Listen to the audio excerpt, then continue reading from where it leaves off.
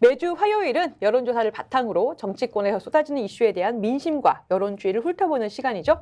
정치본색 심층토론 이택수 리얼미터 대표 김한 한겨레 기자와 함께하죠. 두 분 어서 오세요. 네, 안녕하세요. 안녕하세요. 예. 자, 이제 선거 앞두고 뭐 두 분 다 엄청 바쁘시죠? 네, 진짜 이제 한 달 안으로 들어왔네요. 예, 한 20일 정도 남은 것 같습니다. 네. 네, 이제 바쁘게 움직일 때인 것 같습니다. 자, 우리 여론 분석 시간 먼저 윤석열 대통령 지지율부터 짚고 넘어가 보죠. 리얼미터 여론조사 소개해 주실까요? 네, 리얼미터 지난주 월요일부터 금요일까지 조사한 내용인데요. 최근 2주 연속 한 40%대 초반을 기록했던 상승세를 보였던 윤석열 대통령 지지율이 이번 주에는 40.2%로 0.9%포인트 빠졌고 2주 연속 하락세를 나타냈습니다. 잠시 후 정당 지지율도 소개해드리겠습니다만 최근에 국민의힘 경선 여론조사 예. 한참 진행되다 보니까 일종의 이제 경선 컨벤션 효과 때문에 예.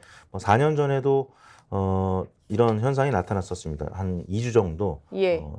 뭐 정당 지지율도 그렇고 대통령 지지율도 그렇고 반짝 상승해서 지금 정당 지지도 나오고 있는데요. 네. 지금 더불어민주당이 상당히 올라갔고 그리고 국민의힘은 내려갔다. 네. 5% 가까이 내려갔다. 네, 그러니까 이제 이 등락폭이 평상시보다는 좀 컸었고요. 이게 지금 한 주 만에 나온 네, 결과잖아요. 그렇습니다. 거의 4%, 뭐 네. 5% 이렇게 왔다 갔다 4% 했습니다. 정도 안팎 등락이 있었고 국민의힘 같은 경우는 지난주에 민주당을 또 큰 폭으로 앞서는 그런 결과가 있었는데 4년 전에도 한참 미래통합당 경선이 이루어질 때 이런 현상이 있었거든요. 그러니까 뭐 한 지역구에 뭐 한 3명에서 많게는 5명 정도 경선에 참여하는 후보들이 여론조사 독려 문자를 이제 보내다 보니까 예. 다 대기하고 있는 거예요, 사실. 그래서 보수 유권자들이 뭐 이른바 과표집이라는 현상이 조금 나타나기도 하는데 이제 컨벤션 효과가 조금 이제 잦아드는 거죠. 경선이 마무리가 되는 과정이다 보니까. 그리고 예.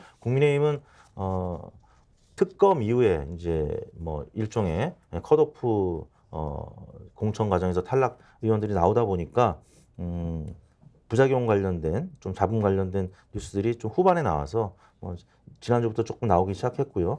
그다음에 사실 대통령 지지도의 긍정 평가 이제 제1 요인이 의대 정원 확대였잖아요. 네. 근데 이제 의대 교수들의 반발이 이제 확산이 되면서 강경 대응에 대한 여론이 처음에는 막 70% 넘기도 했었는데 조금씩 줄어드는. 왜냐면 이제 환자분들이 이제 많이 고생도 하고 또 교수님들까지 이제 나서서 좀 반대를 하는 입장이다 보니까 예. 이 의대 정원 확대 요인이 점점 약화되기 시작했고 그다음 민생 토론에 관련된 관건 선거 논란이 또 이루어지다 보니까 그 부분도 좀 부작용이 좀 있었던 것 같고 당 차원에서는 좀 설화가 있었습니다. 성일종 의원이 이토히로 부분이 발언 관련돼서 사과도 했었고 예. 또 유영화 변호사를 이제 공천하는 것 두고 또 논란이 좀 있었습니다. 반면에 민주당은 지난주 임종석 전 실장이 당의 결정을 수용하겠다. 그리고 이제 페이스북에 계속 이제 긍정적인 그런 발언들을 이제 올렸고 박홍원 의원도 예. 이제 당의 결정을 수용하는 이런 모습들. 그래서 이제 한 차례 위기를 좀 넘기는 과정이었고요. 또 이재명 대표하고 조국 대표가 또 만났고 다만 이제 오늘 박용진 의원이 어떤 입장을 이제 피력할 것인지 정봉주 전 의원이 아무튼 본선에 오르게 됐기 때문에 예. 마지막 관문이 남아 있다고 보겠습니다. 네.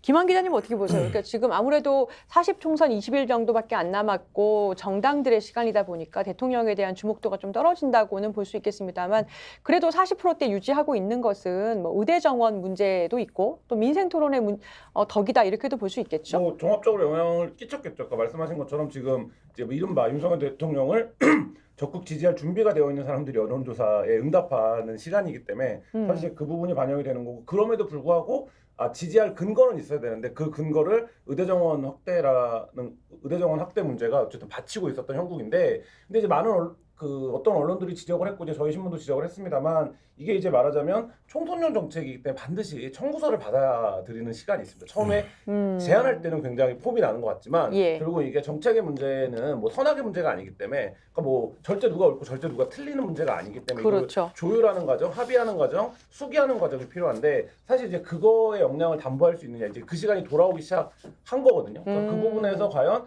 그리고 이제 이게 어떤 이슈라도 계속적인 갈등 국면, 그다음에 실질적인 나에게 피해가 올 수도 있는 국면으로 가면 피로감이 쌓이게 됩니다. 그러니까 네. 사실 이제 그 부분에서 지금까지는 무조건 2,000명 늘릴 거야. 이 구호의 선명함으로 어쨌든 득표를 했다면 이제는 이 부분을 좀 실제로 결제해야 되는 이런 시간이 오고 있다 이렇게 보여집니다. 정당 지지도가 한 주 만에 이렇게 좀 상당히 큰 폭으로 변동을 보인 거는 좀 이례적이지 않습니까? 그러니까 이게 원래 정당 지지도가 빨리 안 움직인다고 하는데 이거는 뭐 저보다는 여론조사 전문가들이 훨씬 더 분석을 해주셔야겠지만 기본적으로는 이제 지금 어쨌든 양당이 다 그 총선, 그러니까 경선을 하고 있기 때문에 그 부분에 이제 그 표집의 문제가 하나 있는 것 같고요. 또 한 가지 문제는 뭐 어쨌든 이번 주의 국면, 단기국만 놓고 보면 조국 신당의 등장이라는 게 예. 변수가 되고 있다. 그게 실제 여론조사 숫자에도 영향을 미치고 있다. 그러면 김한 기자님께서는 민주당에서 이렇게 반등한 것이 계속 하락세를 보여왔잖아요. 반등한 것이 실제로 떠받치는 실제 힘이 있다. 이것이 의미 있다. 추세가 바뀌었다. 이렇게 보십니까? 지난주에 그 말씀을 드렸는데 좀 이른 걱정이긴 하지만 지금 국면은 민주당 입장에서는 투표율이 떨어지는 걸 걱정해야 되는 국면. 우리 지지자가 말하자면 저쪽을 찍는 게 문제가 아니라 투표를 안 하러 나오는 상황, 혹은 응답을 안 하는 상황이 문제였는데 예. 사실 그 부분에 대한 어떤 좀 뭐 해소 뭐 이런 것들이 조국 혁신당이 등장하면서 이슈가 바뀌고 그 부분에서 투표를 왜 해야 되는 어떤 뭐 근거 이런 거를 찾은 층이 어쨌든 발견됐다라는 게 조국 혁신당의 지지율에도 이제 나오는 거 아니겠습니까? 사실 그런 측면의 효과는 좀 있다고 봅니다. 민주당 지지층 사이에서. 예, 이택수 대표님, 네. 지금 진보가 여론조사에 좀 응답을 하지 않는다 이런 얘기들 계속 나오고 있잖아요. 네네. 그러니까 진보 진영 지지자들 가운데서 상당수가 뭐 예. 투표장에 가지 않을 가능성이 있다, 뭐 이렇게 얘기들이 나오는데 네. 이 점은 아무래도 민주당으로서는 상당히 고민점일 것 같아요. 원래 민주당이 이제 야당일 때 이 샤이 야권 표심, 미래통합당도 야당일 때는 이제 그런 샤이 야권 표심, 특히 박근혜 전 대통령 탄핵 예. 당시에는 이후에는 보수 진영이 또 확실히 샤이 표심이 있었고요. 더군다나 지금은 뭐 입틀막 정권이라고 할 정도로 전문직에 있는 분들조차 입틀막을 이제 당하는 상황이다 보니까 특히 폰포비아 세대, 그러니까 2030 세대는 원래 응답률이 낮은데 거기에다가 뭐 이런 약간 검찰 정권의 좀 무서운 분위기, 뭐 이런 것 때문에 특히 민주당 지지층이 여론조사 응답을 안 할 가능성이 좀 있거든요. 예. 그런데 이제 대통령 지지도를 보면은 아까 이제 40% 가량 된다고 말씀을 드렸는데 부정평가는 56.1%고요. 근데 이 긍정과 부정의 강도를 보면은 매우 잘한다는 22.3%에 그치고 예. 매우 잘못한다는 의견이 47.5%. 그러니까 부정의 강도가 훨씬 강하다라는 거예요. 그래서 이제 투표를 할 때 사실 어떤 후보를 애정해서 투표하기보다는 예. 분노의 투표를 훨씬 더 많이 합니다. 그래서 화가 났을 때 투표장에 가는 거지 뭐 어느 정도 자기 생활이 좀 문제가 없고 좀 편리한 상황이다 이런 상황이면 투표를 좀 덜하게 돼 있거든요. 근데 예. 화가 난 상황이면은 그 화가 난 집단에서 투표를 더 많이 하게 되는데 일단 대통령의 이제 부정평가가 지금 여전히 높은 상황. 다만 이제 민주당 같은 경우는 당 대표에 대한 호감도 비호감도 하면 한동훈 비대위원장보다는 좀 불리한 상황에 있었죠. 예. 왜냐면 훨씬 더 많이 노출이 돼 있었고 또 윤석열 대통령과의 대결구도 이제 이어서는 한동훈 비대위원장의 대결구도 계속 나오다 보니까 그리고 공천 과정에서 아무튼 부정적인 보도가 워낙 많았어요. 저희가 빅데이터 분석도 같이 해보면은 민주당 혹은 이재명 대표와 관련된 부정 연관어가 훨씬 더 많이 발견이 됐던 지난 한 달간이었거든요. 근데 이제 국민의힘도 최근 들어서는 공천 잡음 좀 나오기 시작하고 민주당은 임종석, 박건 뭐 등등의 이제 당의 공천 탈락자들이 선거 캠페인에 이제 합류하는 과정 이런 부분들이 이제 보도가 된다라고 하면은 다시 원래대로 돌아가는 4년 전에도 그랬었고요. 그리고 전반적인 중앙당 차원의 정당 지지도하고는 별개로 예. 지역별로 지금 조사를 해보면 여전히 현역 의원들이 강세 지역인 곳이 훨씬 더 많아요. 맞아요. 그렇기 때문에 민주당이 지금 훨씬 과반을 넘고 있는데 네.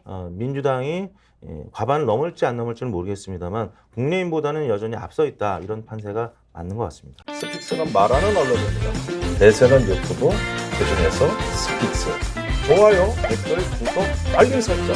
여러분이 저희를 사랑해 주시고 우리가 여러분을 사랑하는 4가지 방법입니다.